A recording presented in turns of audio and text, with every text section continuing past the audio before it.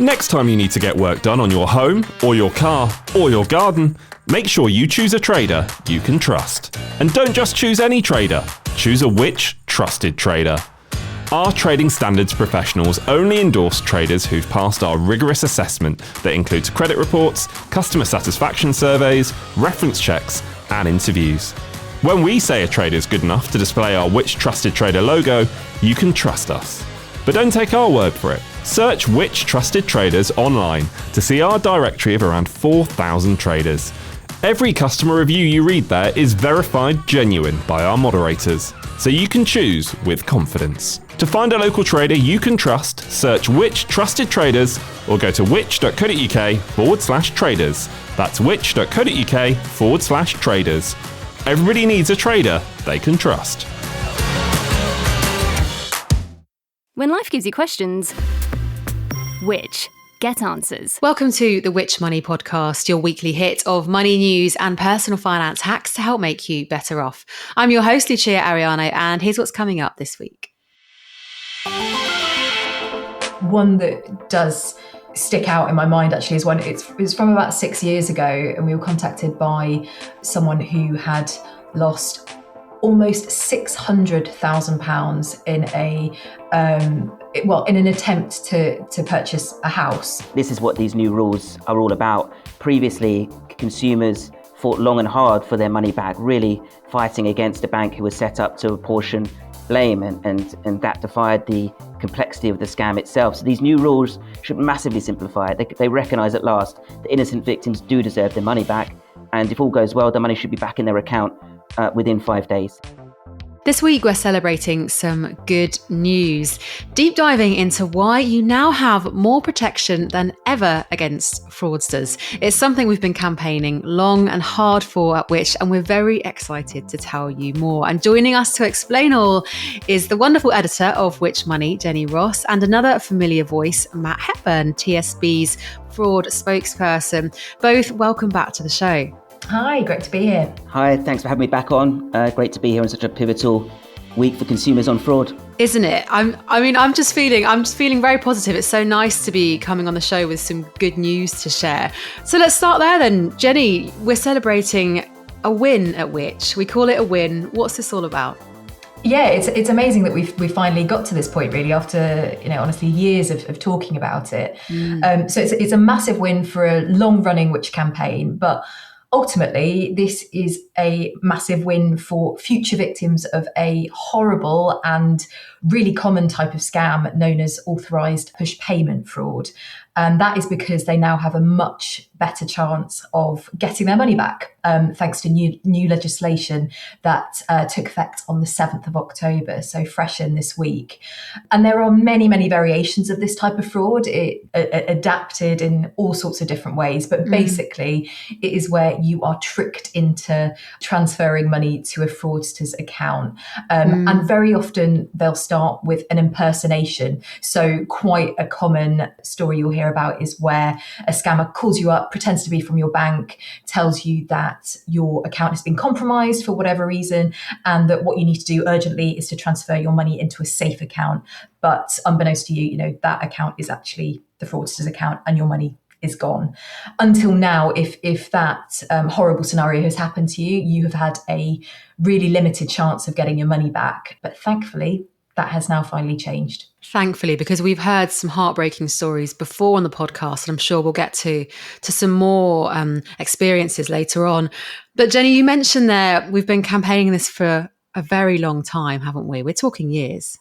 Yeah, I mean, really the best part of a decade, actually. The starting point for it really was us becoming very concerned about this big gap between the way that scam victims are protected and are treated depending on how they lost the money. There are two broad categories here. One is unauthorized fraud. So that is where money is taken from your account without you having anything to do with it. For example, a fraudster's stolen your card, has been able to tap it contactlessly and spend without your knowledge. In those situations, you are actually really protected. You should get your money back in full almost straight away from your bank. But if you're tricked into actively sending the money, so technically you've authorized it, historically, you have been left high and dry. There have been no formal protections in place for you to get your money back. So in 2016, we launched a super complaint to draw attention to this big gap, to try and make the industry wake up and ramp up protections. It's taken a lot of wrangling over the years. There was a voluntary reimbursement scheme, but finally, there's been recognition that a mandatory scheme needed to happen. I mean, 8 years after the super complaint, that is just, that's such a long time, but it's so brilliant we finally got here. Matt, can we bring you in here? Last time you joined us, we spoke about how TSB stands out as one of those banks that refunds a lot of fraud cases. So how do you feel about this new ruling? Do you welcome it? Because I know there have been a lot of concerns from the industry as a whole. Yeah, I mean, absolutely, we welcome it. I think since launching our fraud refund model in 2019, we've rigorously campaigned pretty much alongside Which for all banks to offer a higher standard of fraud refund protection, similar to that which we've offered for 5 years now. We've seen firsthand the life-changing impact getting a refund has on people's lives. So overall, this is great news indeed, and it should make things simpler and fairer and quicker. I think it's been positive to see the amount of money returned to fraud victims has sort of steadily increased over the years. I think when Which first started campaigning about it, it was as low as 19% of all money lost was returned. Minuscule, really, and now it's up to mid-60s. So as it has been going in the right direction. I think it's clear under the recent model, this CRM, that too many innocent victims sort of find themselves fighting for their money back at a time when they're already just distressed and panicked. And that's not right, as we know the complexity of fraud, and that it's caused by vulnerabilities in other sectors. So it's rarely, if ever, the individual's fault. So these rules that mandate refunds really should make it a lot better across the board. One thing I would say, it's worth checking with your bank on their individual policy, as there is still room for slight variance within the scheme, mainly on whether banks will apply a £100 fee per claim, known as the excess, something that we're opting out of ourselves, as we recognise this could disproportionately impact lower income households. And Jenny, can we just hear a bit more from you there on this previous scheme and how it worked, and how a big part of it was the voluntary element? Yes, so Matt's touched on some of this, but just a bit of a potted history. Going back to 2016, there was nothing formal in place for people who lost money to authorised push payment fraud. That all changed in 2019 with the arrival of a voluntary scheme, a voluntary reimbursement model. The CRM code is what it was known as. And that was signed up to by, I think it was 8 banks in total.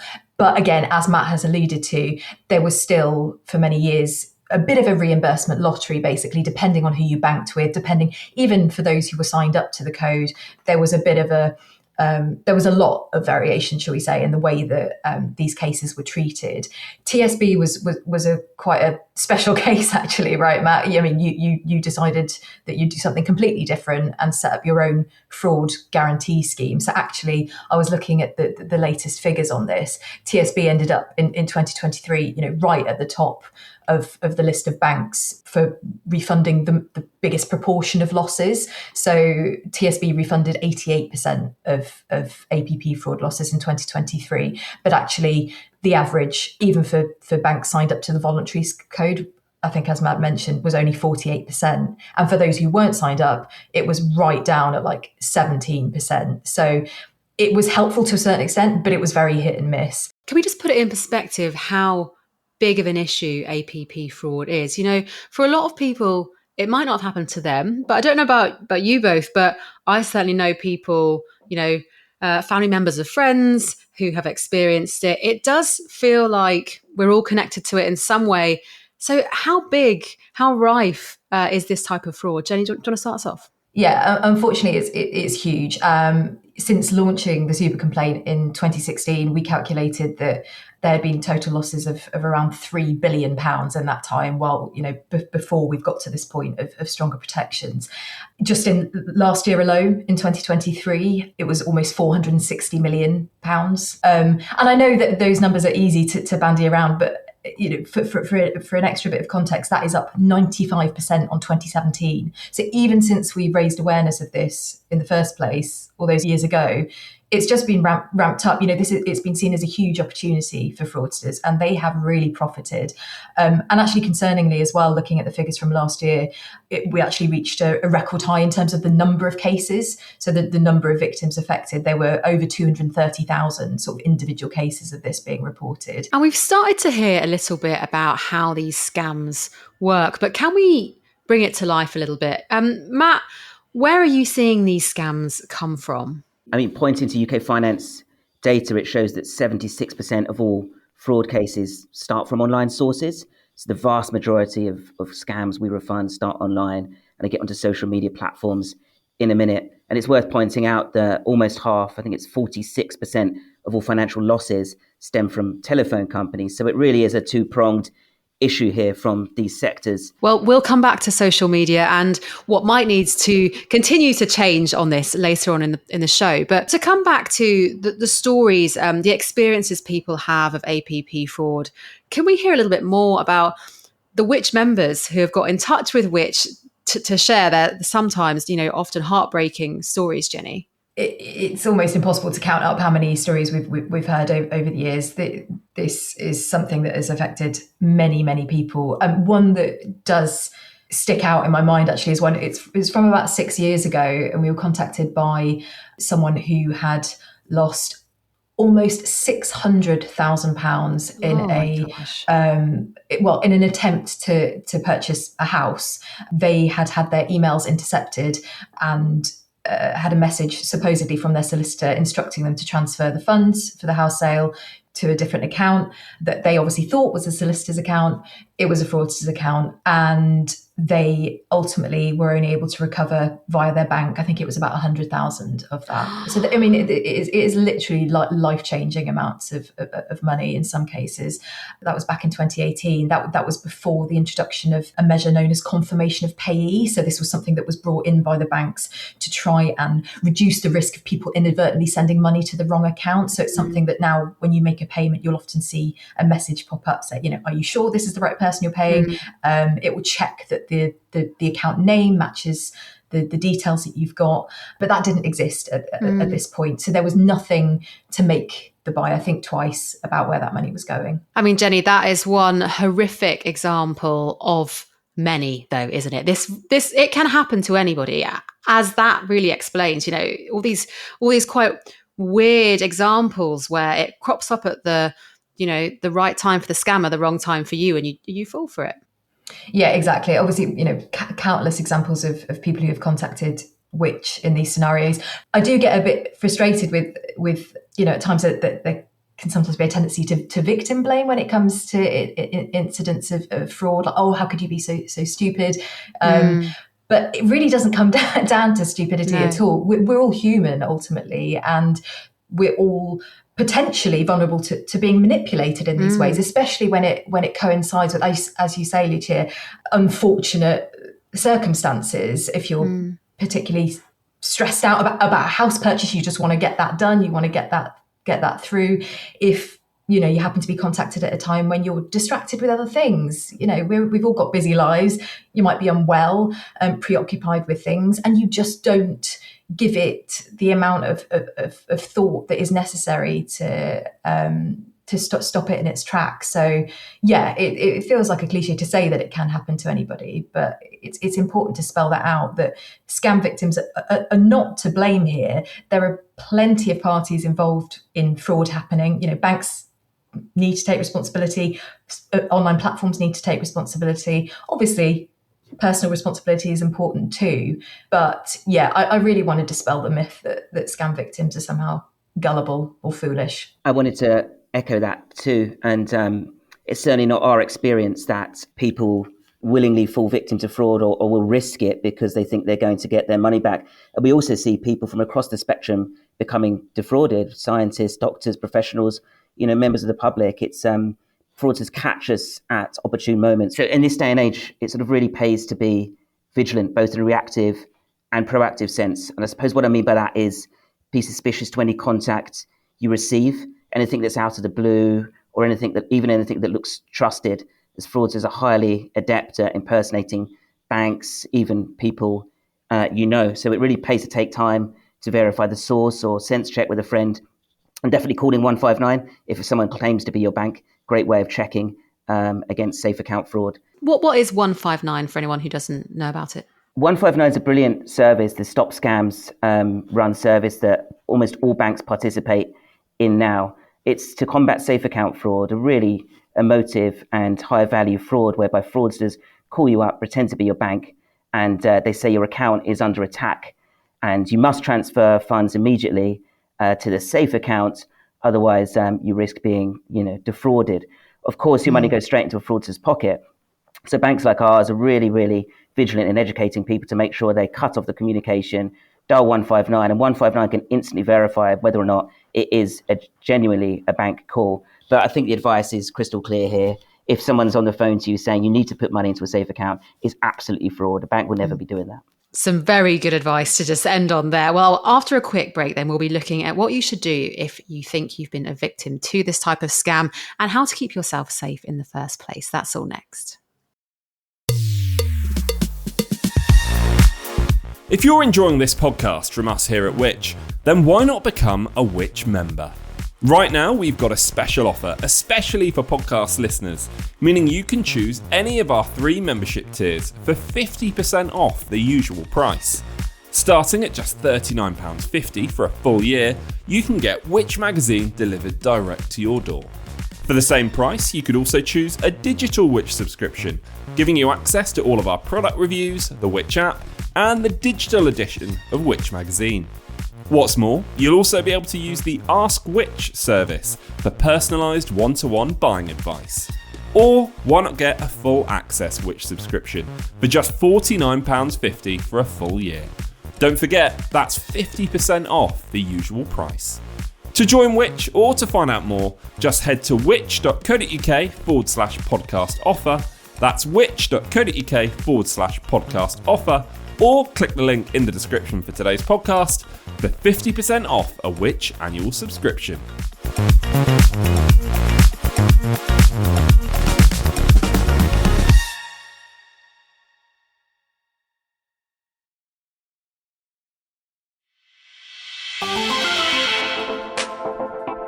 Welcome back to the show. Now, before we get back to Jenny and Matt, let me just remind you about a special online event that's being hosted exclusively for Which Money members next week.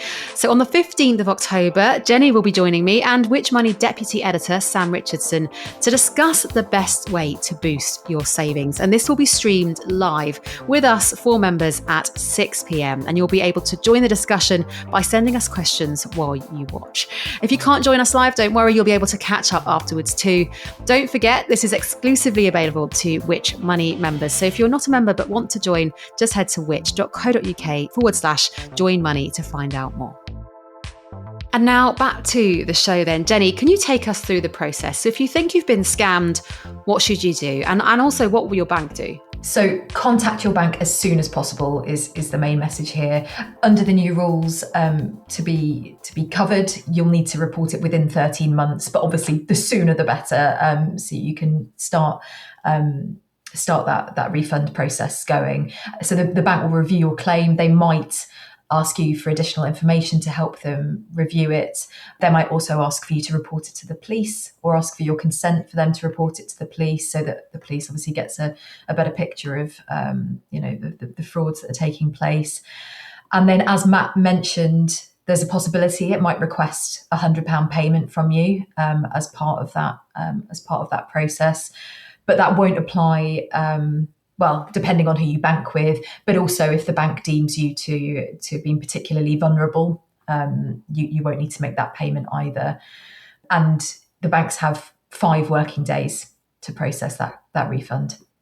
I mean, this is such a change, isn't it? Because, historically, consumers might be waiting months to try and get their money back. Absolutely. And this is what these new rules are all about. Previously, consumers fought long and hard for their money back, really fighting against a bank who was set up to apportion blame, and that defied the complexity of the scam itself. So these new rules should massively simplify it. They recognise at last that innocent victims do deserve their money back, And if all goes well, the money should be back in their account within 5 days. So it's a drastic shift from the previous model. And are there any limitations with this new rule then? Does it apply to everyone? Is there a cap on the amount it would refund you? Yes, there is a cap in short, but the headline here is that the new rules will apply to most people who lose money to APP fraud when using the faster payment system. So there are some exceptions. One is if your bank can demonstrate that you acted with gross negligence. For example, you ignored lots of obvious warnings that this was a risky payment to make. And as you touched on, Lucia, the other key exception here is if you lost more than £85,000. That is the cap that will apply to this new reimbursement scheme. Any losses above that amount will not be covered. This was quite a last minute U-turn, actually. So originally the cap was proposed at £415,000, and at which we're really disappointed that the regulator ultimately ended up caving to pressure from the industry to water down that cap. Because I think it's worth pointing out that increasing the cap is a lifeline for victims who have lost huge amounts of money, like the case that I mentioned earlier. But actually, it also acts as a really strong incentive for banks to tighten their protections as far as possible and to make it harder for fraud to happen in the first place, because they'd be on the hook for bigger losses. So yeah, if you've used faster payments and you've lost less than £85,000, then in theory you should get all your money back within 5 working days. So just to clarify then, what happens if you lose more than 85k, say 100k or more? So in those cases, I mean, according to the rules, you would be eligible for a refund up to the £85,000 cap. But remember that the avenue of the Financial Ombudsman Service will still be available to you. So a lot of scam victims and up until now have had to resort to the Ombudsman because they haven't got anywhere with their bank. That will still exist. And the Ombudsman's sort of limit for compensation is £415,000. That's why the previous fraud reimbursement cap was being considered to be in line with that. So potentially the Ombudsman could help you to recover that amount. But I think banks will still review these larger cases and won't rule out a higher refund potentially. Absolutely. I think it's worth harking back to what I said at the beginning, that there still is sort of room for variance within this scheme. So it is worth checking your bank's individual policies. Some banks, including TSB, have said they will continue to look at all frauds above an 85k limit on a case-by-case basis. So, of course, investigating and open to supporting with refunds, as we have done. And it's also, again, worth looking at that excess policy. Our data shows that if a £100 fee was applied, it could exclude a third of all fraud claimants. That's a significant amount, especially with purchase fraud, low value payments on the rise. So again, do check your bank's policy on this. And just while we're on this then, are there any other gaps in the rules that listeners should bear in mind? As I said before, the rules apply to faster payments. That's the sort of crucial requirement here. And obviously that covers most payments that you're going to make. But unfortunately, some fraud victims will still fall through the cracks because the new rules don't apply to transfers made to foreign bank accounts, but also transfers made outside of the faster payment system. So that could include things like, payments made via cryptocurrency. So this is a huge watershed moment. I don't want to dial that down at all. This is a big positive change that should be celebrated, but it's not a complete panacea. And in some situations, unfortunately, you won't have recourse to a refund. And now that it's easier to get money back, of course, as we've already mentioned, this is an incentive for banks to tighten their safety measures in the first place. So can we talk a little bit more about that?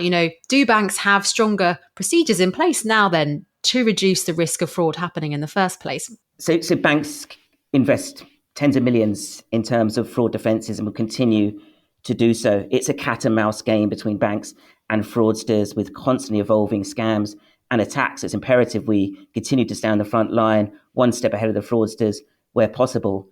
I'd also point again to my messaging around other sectors needing to step up and feel part of this. Fraud rarely, if ever, starts from a bank. As the UK finance data shows, predominantly online with social media platforms and also via telephone companies. So it really needs to be that kind of cross-sector approach here to tackling fraud, making sure these companies feel liable and responsible for the fraud they are enabling, because we refund and see so many heartbreaking scams on a daily basis that could be easily prevented with some of these systems being updated via phone and social media platforms. One new initiative that was announced this week and been talked about for a while is so-called grit in the system. And this is delaying payments for up to 72 hours if they're flagged as potentially suspicious. And that can be game-changing. Fraudsters really prey on that kind of fast-paced, persuasive and pushy interaction with their targets to make them quick fire, send often life-changing sums. So for the ability for a bank to flag potentially fraudulent payments, pause, investigate, contact the individual, could be absolutely game-changing. We're talking about scams such as investment fraud, invoice fraud, when you think you're paying for a mortgage or home improvements and it's gone straight to a fraudster's pocket. So while we will continue to maintain as good a service as we can in terms of faster payments and sort of effective payment mechanisms for consumers, I think it's a really important tool just to stop, pause, break the spell and investigate and potentially save life-changing sums from consumers. And Jenny, can I throw this to you as well? Looking ahead, is this the end, or are we pushing for the regulations to be strengthened? I think it's the beginning of a whole new chapter, Lucia. In terms of the strength of the regulations, obviously setting aside the disappointment I'd mentioned about the cap on refunds being reduced, these are very strong regulations. They should make a huge difference, but it all depends on how they're implemented. In theory, they should mean that refund rates soar from what they have been in the past few years, and that more victims do successfully get their money back. But it's now a question of keeping an eye on those outcomes. The regulator itself is going to be publishing a review within a couple of years, and there is the potential for unintended consequences that will need to be kept under review. One of those consequences that's been raised is the potential for what's known as debanking. So could banks potentially remove access or limit access to accounts for people that it thinks are particularly at risk of APP fraud, to sort of limit the amount that it could potentially be on the hook for? So this is a whole new world, and it's going to take time to fully understand the impact, but hopefully it will be largely very positive. Whenever there's change, fraudsters adapt. I mean, could this be the end to that, Matt? What would you say on that? Wishful thinking, I'm afraid.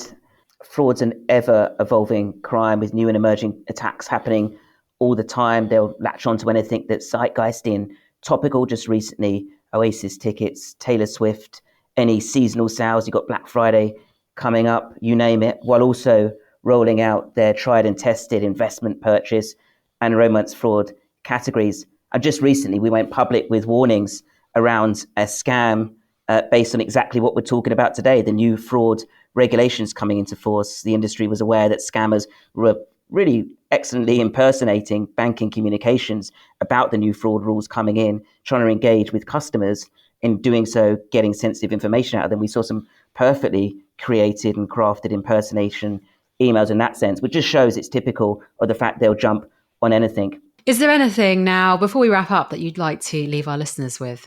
Yeah, absolutely. I think more than ever in the age we live in, it's worth remembering that the devices and platforms you engage with are rife with fraud. And it's really going to take some doing for these companies to reduce, remove and block this harmful scam content. But finally, I'd like to say it's great to be here today on such a pivotal week on fraud. It should be a game-changing initiative for consumers, with the recognition at last, as we've recognised and which has recognised, that innocent fraud victims do deserve their money back.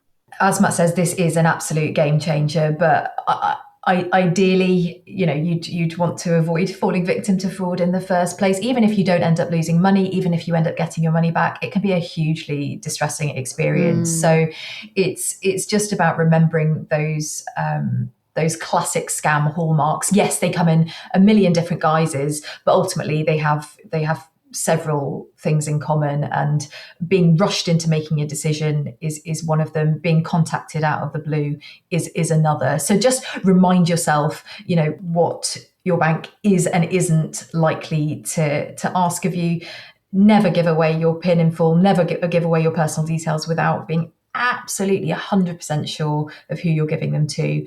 And because this is a constantly evolving problem, as Matt says, you've got to stay up to date with the latest threats. A great way of doing that is to sign up to the Which Scam Alerts. It's a weekly email that will tell you about the latest frauds doing the round. So you can sign up at which.co.uk/scam alerts. And we'll pop a link in the description of today's show to that as well. Some golden nuggets of advice there at the end. Thank you both so much for joining us. It's been a real cracker of a show. Thank you both. Thanks for having me on. And yes, I do hope you all stay safe from fraud and act on advice. Well, a huge thank you again to Jenny and Matt for coming on the show today, and to you for listening to this week's episode of the Which Money podcast. If you enjoyed today's show, please do hit subscribe to make sure you catch our new episodes as soon as they drop. For daily money news and advice, you can find us on social media at Which Money and online at which.co.uk/money. And we also have a free money newsletter which is delivered to your inbox every Monday. To sign up, visit which.co.uk/money newsletter. This episode of the Which Money podcast was written and presented by me, Lucia Ariano, and produced and edited by James Rowe.